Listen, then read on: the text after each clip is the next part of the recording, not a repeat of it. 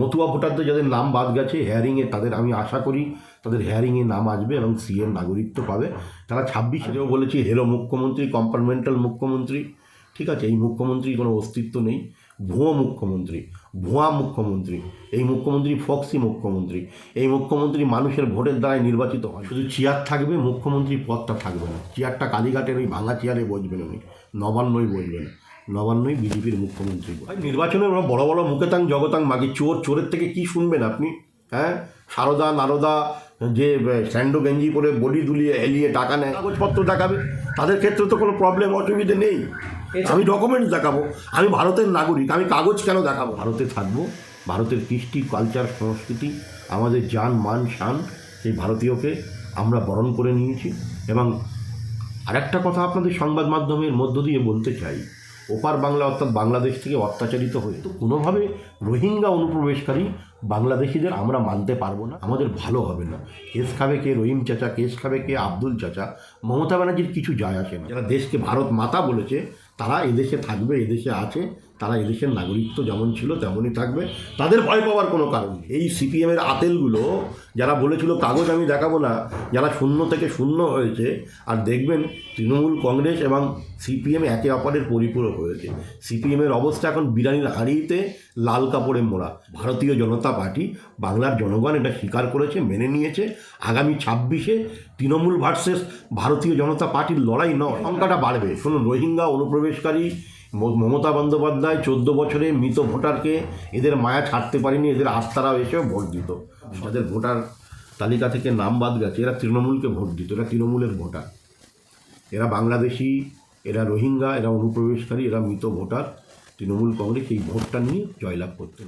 দাদা বলছি 58 লক্ষ নাম বাদ, যা নিয়ে রীতিমধ্যে চর্চা চলছে। এসআইআরের যে খসড়া তালিকা বেরিয়েছে তাতে 58 লক্ষ নাম বাদ গেছে। বাদ তো আরও বেশি যাওয়া উচিত ছিল।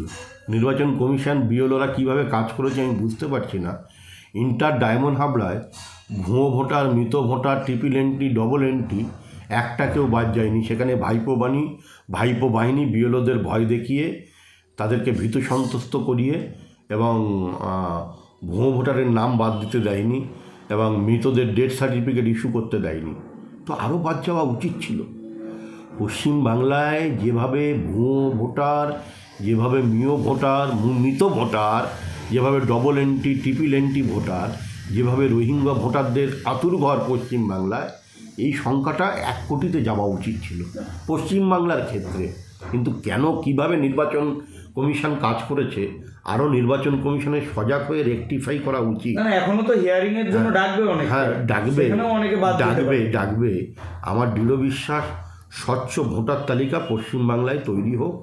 যারা এদেশের নাগরিক, সে হিন্দু হোক, সে মুসলমান হোক, ভারতীয় মুসলমান হোক, তারা থাকুক। ভুয়ো ভোটার, ট্রিপল ভোটার এবং ডবল এন্ট্রি ভোটার এবং রোহিঙ্গা অনুপ্রবেশকারী ভোটার এরা বাদ যাক। আমরা ভারতীয়, আমরা ভারতে থাকব। ভারতের কৃষ্টি কালচার সংস্কৃতি, আমাদের জান মান শান, সেই ভারতীয়কে আমরা বরণ করে নিয়েছি। এবং আরেকটা কথা আপনাদের সংবাদ মাধ্যমের মধ্য দিয়ে বলতে চাই, ওপার বাংলা অর্থাৎ বাংলাদেশ থেকে অত্যাচারিত হয়ে যে সমস্ত হিন্দু ভাইরা আমাদের রাজ্যে বা আমাদের দেশে আশ্রয় নিয়েছে, তারা শরণার্থী, তারা নাগরিকত্ব পাবে সিএর মাধ্যমে। তাদের সাথে ভারতীয় জনতা পার্টি এবং প্রধানমন্ত্রী নরেন্দ্র মোদী আছে। অলরেডি সিএর মাধ্যমে মতুয়ারা এবং ওপার বাংলাদেশের হিন্দু শরণার্থীরা নাগরিকত্ব পেয়েছে এবং আগামী দিন তারা পাবে। হিন্দু শরণার্থী ভাইদের ভয় পাওয়ার কোনো কারণ নেই। আর যারা ভারতীয় মুসলমান, যারা এদেশের কৃষ্টি কালচার সংস্কৃতিকে মেনে নিয়েছে, যারা বন্দের মাতারাম বলতে দ্বিধাবোধ করে না, যারা ভারত মাতা বলতে একবারও বিন্দু পরিমাণ কিন্তু বোধ করে না, তারা এদেশের নাগরিক, এদেশেই তারা থাকবে। তাদের আপনার যেমন অধিকার আছে, আমারও ততটাই অধিকার আছে। তাই এই অধিকার মিলেমিশে একাকার হবে। কিন্তু কোনোভাবে রোহিঙ্গা অনুপ্রবেশকারী বাংলাদেশিদের আমরা মানতে পারবো না, এখানে আমরা থাকতে দিতে পারি না। অনেক মতুয়া ভোটারদেরও কিন্তু নাম বাদ গেছে। দেখুন, মতুয়া ভোটারদের যাদের নাম বাদ গেছে হেয়ারিংয়ে, তাদের আমি আশা করি তাদের হেয়ারিংয়ে নাম আসবে এবং সিএর নাগরিকত্ব পাবে। তারা 26-এ ভোট দিতে পারবে। এতে ভয় পাওয়ার কোনো কারণ নেই। তৃণমূল কংগ্রেস এনআরসির এবং এই এসআইআরের ভয় দেখিয়ে এই নির্বাচনী বৈতরণী পার হওয়ার চেষ্টা করছিলেন, মুসলমানদের ভয়ের আতঙ্ক তৈরি করেছিলেন। কিন্তু মুসলমান সমাজ মমতা ব্যানার্জির এই মিথ্যাচার দ্বিচারিতার বিরুদ্ধে সজাগ হয়েছে, সোচ্চার হয়েছে। মুসলমানরা বুঝেছে যে এই মমতা ব্যানার্জির জন্য আমরা যদি দাঙ্গা করি, আমরা যদি আগুন নিয়ে খেলা করি, আমাদের ভালো হবে না। কেস খাবে কে রহিম চাচা, কেস খাবে কে আব্দুল চাচা, মমতা ব্যানার্জির কিছু যায় আসে না। অতএব মমতা ব্যানার্জির আর লাঠিয়াল হয়ে আমরা থাকতে চাই না। আমরা ভোটার হতে চাই, আমরা সমাজের মূল স্রোতে থাকতে চাই, আমরা সমাজের হিতের কাজ করতে চাই, আমরা সমাজের মঙ্গল কামনা করতে চাই, আমরা সমাজের মূল স্রোতের মধ্যে থেকে আমরা বাঁচতে চাই। এটা মুসলমানরা উপলব্ধি করেছে। তাই মমতা ব্যানার্জি অনেক উস্কানি দিয়েছিলেন। তিনি বলেছিলেন যে আমার জীবন থাকতে আমি এসআইআর হতে দেব না, আমি সংখ্যালঘু মুসলমানদেরকে বাদ দিতে দেব না। কিন্তু ভারতীয় মুসলমান যারা ভারতে আছেন, যারা দেশ পার্টিশন হওয়ার পরে যারা পাকিস্তানে চলে যায়নি বা জিন্নারডাকে ছাড়া দেয়নি, যারা দেশকে নাপাক মনে করেনি, যারা দেশকে দারুল হিকমা বলেনি, যারা দেশকে মায়ের ভূমি বলেছে, দেশকে জননীর ভূমি বলেছে, যারা দেশকে ভারত মাতা বলেছে, তারা এদেশে থাকবে, এদেশে আছে, তারা এদেশের নাগরিকত্ব যেমন ছিল তেমনই থাকবে। তাদের ভয় পাওয়ার কোনো কারণ নেই। তা বলছি, এসআইআরের যে খসড়া তালিকা বেরিয়েছে, সেই খসড়া তালিকা বেরোনোর পর আনন্দবাজারের মতো একটি পত্রিকায় ছাপা হয়েছে যে 1.66 কোটি ভোটার এখনও প্রশ্নের মুখে রয়েছে, এরপরেও তারা বাদ যাওয়ার সম্ভাবনা রয়েছে। এখনও 1.66, 58 লক্ষ বাদে। না, আনন্দবাজার একটা বহুল প্রচারিত সংবাদ মাধ্যম। তিনি কি বলেছেন বা কি লিখেছেন আমার জানা নেই, কিন্তু এটুকু বলতে পারি, বৈধ ভোটার এদেশে থাকবে, বৈধ নাগরিক এদেশে থাকবে, ভারতীয় মুসলমানরা এদেশে থাকবে, বাংলাদেশ থেকে শরণার্থী হিন্দুরা এদেশে আশ্রয় নিয়ে আছেন তারা থাকবে, ভারতীয় হিন্দুরা থাকবে। এর মধ্যে রোহিঙ্গাদের সাথে কোনো আপোষ ভারতীয় জনতা পার্টি কোনোদিনই করেনি আর ভবিষ্যতেও করবে না। এর মধ্যে এমন অনেক সংখ্যা রয়েছে যারা 2002 সালে এসআইআর লিঙ্ক হয়নি কিন্তু 26-এর খসড়া তালিকায় নাম আছে, তাদেরকেও হিয়ারিংয়ে ডাকা হয়েছে। তাই হিয়ারিংয়ে গিয়ে তাদের কাগজপত্র দেখাবে, অসুবিধে কোথায়?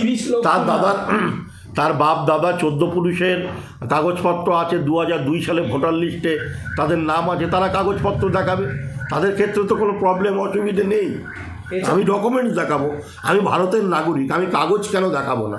যারা বলছেন আমি কাগজ দেখাবো না, এই সিপিএমের আতেলগুলো যারা বলেছিল কাগজ আমি দেখাবো না, যারা শূন্য থেকে শূন্য হয়েছে, আর দেখবেন তৃণমূল কংগ্রেস এবং সিপিএম একে অপরের পরিপূরক হয়েছে। সিপিএমের অবস্থা এখন বিরিয়ানির হাঁড়িতে লাল কাপড়ে মোড়া। এরা শূন্য থেকে শূন্যই থাকবে, এরা আর কিছু করতে পারবে না। বাংলার বিকল্প শক্তি ভারতীয় জনতা পার্টি, বাংলার জনগণ এটা স্বীকার করেছে, মেনে নিয়েছে। আগামী 26-এ তৃণমূল ভার্সেস ভারতীয় জনতা পার্টির লড়াই নয়, আগামী 2026-এ লড়াই হবে জনগণ ভার্সেস তৃণমূলের বিরুদ্ধে। দাদা বলছি, কমিশনের যে লজিক্যাল ডিসক্রিপেন্সির তালিকা রয়েছে তার মধ্যে যাদের নাম রয়েছে তারাও ডাক পাবে, আর এইরকম সংখ্যা প্রায় 1,67,00,000।